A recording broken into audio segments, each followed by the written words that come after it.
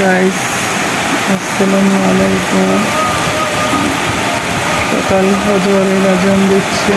এই যে দেখেন কি পরিমাণে বৃষ্টি, একদম মুষলধারে বৃষ্টি হচ্ছে, অনেক বৃষ্টি। দেখেন অন্ধকারের জন্য দেখা যাচ্ছে না। গাইস এই দেখেন কি বৃষ্টি হচ্ছে, সেই বৃষ্টি একদম মানে কি বলবো, ফজর থেকে বৃষ্টি শুরু হয়েছে, অনেক বৃষ্টি, একদম ফ্লোর ফ্লোর পানিতে ভিজে গেছে, ঘাসগুলি ভিজতেছে। এখানে হচ্ছে আম্মু মাছ কিনে দিয়ে গেছে, এই যে তো দেখলাম মাছগুলো ভালোই টাটকা সুন্দর, খুব ভালো আনছে। তো আমি ভাবলাম মাছ যেহেতু আমি কাটতে পারি, আর ছোটবেলায় আম্মুকে দেখতাম যে আম্মু মাছ কাটতো, আমি শিখে গেছি এইভাবে দেখতে দেখতে। তো আজকে ভাবলাম যে আজকে একটু আম্মুকে সাহায্য করি, যেহেতু অনেক অলরেডি হচ্ছে একটা বেজে গেছে। তো আমার এসে তারপরে এগুলো করবে এটা ভেবে হচ্ছে আমি করে ফেললাম। এই যে মাছগুলো খুব সুন্দর, খুব টাটকা, এই জন্য এগুলো করে নিচ্ছি সুন্দর করে। আমি জাস্ট হচ্ছে এই যে এইভাবে করে রেখে দিব, আম্মু এসে বাকি যা কাটাকাটি করে নেবে, সমস্যা নেই। হচ্ছে আম্মু কিছু বাজার করে দিয়ে গেছে। এখানে হচ্ছে টমেটো আছে, তারপরে হচ্ছে ভেন্ডি আছে, কাঁচামরিচ, মিষ্টি কুমড়া, শসা, বেগুন, আম কিনেছে অনেকগুলা। এখানে কয় কেজি আমি ঠিক জানি না। তারপরে ওখানে মনে হয় আলু আছে। তো এই বাজার আম্মু এসে আপনাদেরকে আরো ভালো করে দেখাবে ডিটেলসে, এখন আমি জাস্ট বলে দিলাম।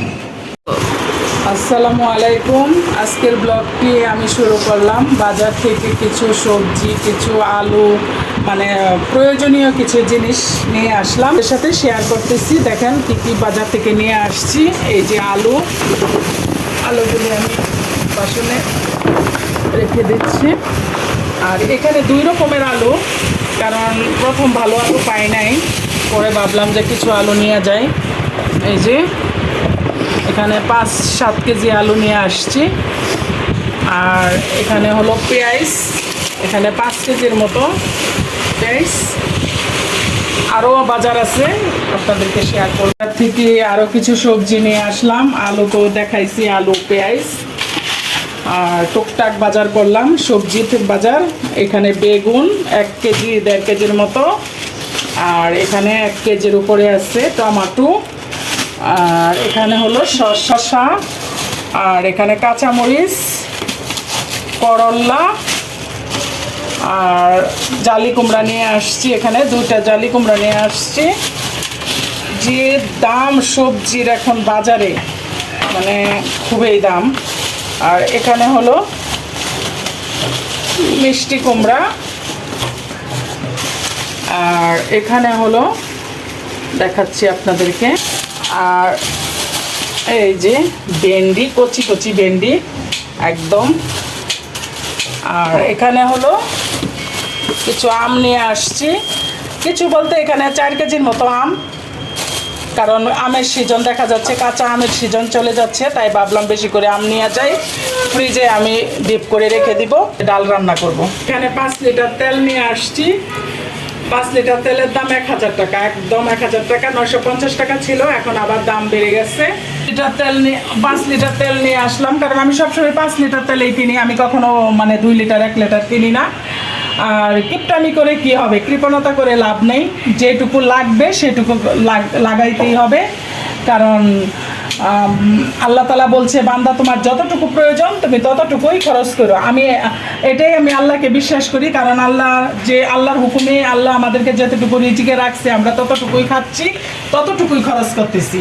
মানুষে কি বললো যে আমি বেশি খাই, আমি বেশি খরচ করি, সেটা তো উপরওয়ালা আল্লাহ দেখতেছে। আমার রিজিকে আল্লাহ যতটুকু লিখে রাখছে, আমি ততটুকুই খরচ করি, ততটুকুই খাই। এটা নাকি মিলের বাঙ্গানো তেল, 1 লিটার তেল নিয়ে আসছি, এখানে 200 টাকা নিচ্ছে। আর এটা আমার বাসার সবার মানে ফেমাস ডাল, এটা হলো বুটের ডাল আস্ত, যেটা একটা রেসিপি হবে, দেখাবো আপনাদেরকে পরে। 5 ফোড়ন নিয়ে আসছি, আচার দেবো তাই। আর আপনাদের সাথে শেয়ার, হ্যাঁ ওটাও শেয়ার করব।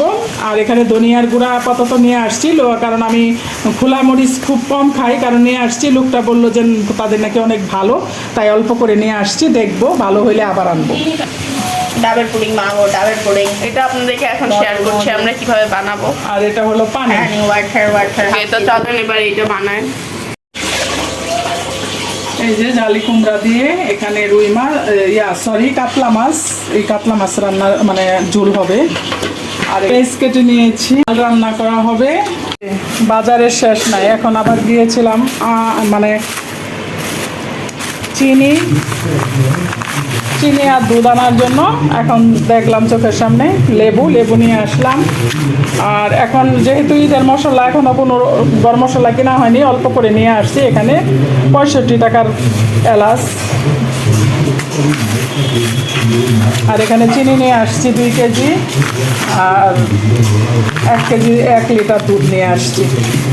আজকের বাজার এই পর্যন্তই। ভিডিওটা না টেনে অবশ্যই পুরো ভিডিও দেখে যাবেন, বেশি বেশি সাবস্ক্রাইব, শেয়ার, কমেন্টস করে যাবেন। আমার ভিডিও যদি আপনাদের কাছে ভালো লেগে থাকে, আপনাদের কাছে পৌঁছে থাকে, অবশ্যই আমার ভিডিওটা না টেনে পুরো ভিডিও আপনারা দেখে যাবেন। আর কীরকম ভিডিও আপনাদের ভালো লাগে সেই অবশ্যই আমাকে কমেন্টসে জানাবেন। গাইস, এই যে আমার দুপুরে আসলে রান্না বসাইছি, তার মধ্যে দিয়ে দেখা গেছে যে আমার ছেলে ভাত খাবে। এখন কি করব, তরকারি এখনও হয়নি, কোনো কিছুই হয়নি। এখন মধ্যে দিয়ে ডিমটা ভেজে দিচ্ছি, ছেলেকে ভাত খাবে। এই যে দুপুরে রান্না বান্না শুরু হয়ে গেছে, ভাত রান্না হয়েছে, সাদা ভাত, আর এখানে করল্লা ভাজি।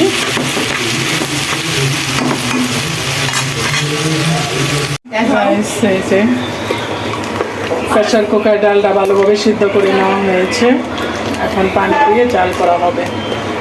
আর এখানে মাছ ভাজবো, ফ্রাই প্যান বসিয়ে দিলাম।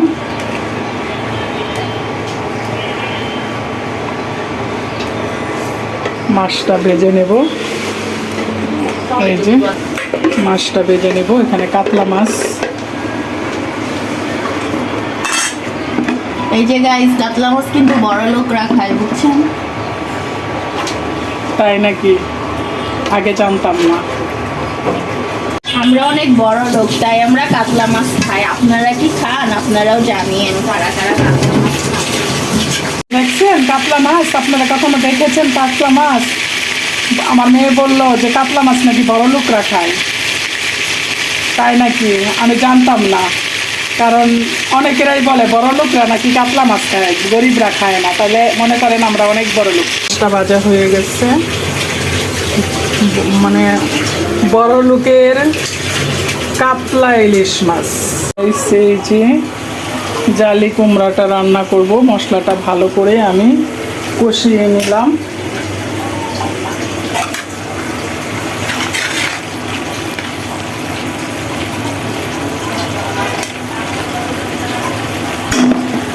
এখন আমি জালি কুমড়াটা দিয়ে দেব, মশলাটা কষিয়ে নেওয়া হয়েছে। জানি না কেমন ঝাল হয়, লাল লাল দেখা যাচ্ছে। আসলে মরিচটাই অনেক মানে লাল। এগুলাকে নাকি কারেন্ট মরিচের গুঁড়া বলে।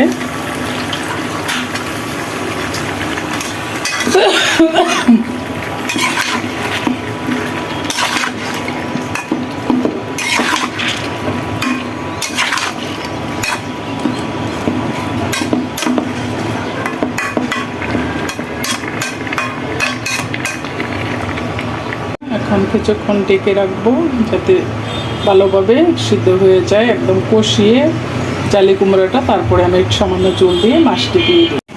এই যে আজকে হচ্ছে দুপুরে করলা ভাজি, আর আম্মু ভিডিওটা নিয়ে নিতে বললো, তো আমি নিয়ে নিচ্ছি ভিডিওটা। এই যে করলা ভাজি রান্না করা হয়েছে, এখানে হচ্ছে ডাল রান্না হয়েছে টমেটো দিয়ে, আর এদিকে হচ্ছে মাছ, জালি কুমড়া দিয়ে বড় মাছের তরকারির রান্না করা হয়েছে। এই যে হয়ে গেছে আমাদের হালুয়া, হালুয়া। এই যে এখানে হচ্ছে আমের আচার বানানো হচ্ছে। আপনাদেরকে বলেছিলাম যে আমরা আমের আচার বানাবো, তো এখানে হচ্ছে বেশি করে রসুন দিয়েছি, তার সাথে শুকনো করে রাখা আম যেটা, সেটা সরিষার তেলের মধ্যে দিয়ে দিয়েছি। আচার তো কম বেশি সবাই পারেন, আমরা আসলে এত ভালো আচার বানাতে পারি না, বাট আমরা এবার ট্রাই করছি যে দেখি কেমন হয়। তেল আচার মনে হয় না, আমের তেল আচার। তেল আচার এটা হচ্ছে খিচুড়ি দিয়ে খাওয়ার জন্য বানাচ্ছি। এটা পুরোটাই গুড় দিয়ে বানাবো আমি। আগে এটাকে একটু আমটাকে ভালো মতো একটু তেলের মধ্যে ভেজে নিই, ভেজে নিলে কি হবে, রোদে শুকিয়েছি তো একটা কেমন একটা ভ্যাপসা গন্ধ হয়ে যাচ্ছিল, বা মানে কেমন জানি হয়ে যাচ্ছিল মনে হচ্ছে, কারণ রোদটা প্রপারলি লাগাতে পারিনি। এখন হচ্ছে এই যে এটাকে একটু তেলের মধ্যে ভালো করে ভেজে তারপর আমি এটার মধ্যে বাকি সব মশলা দিব।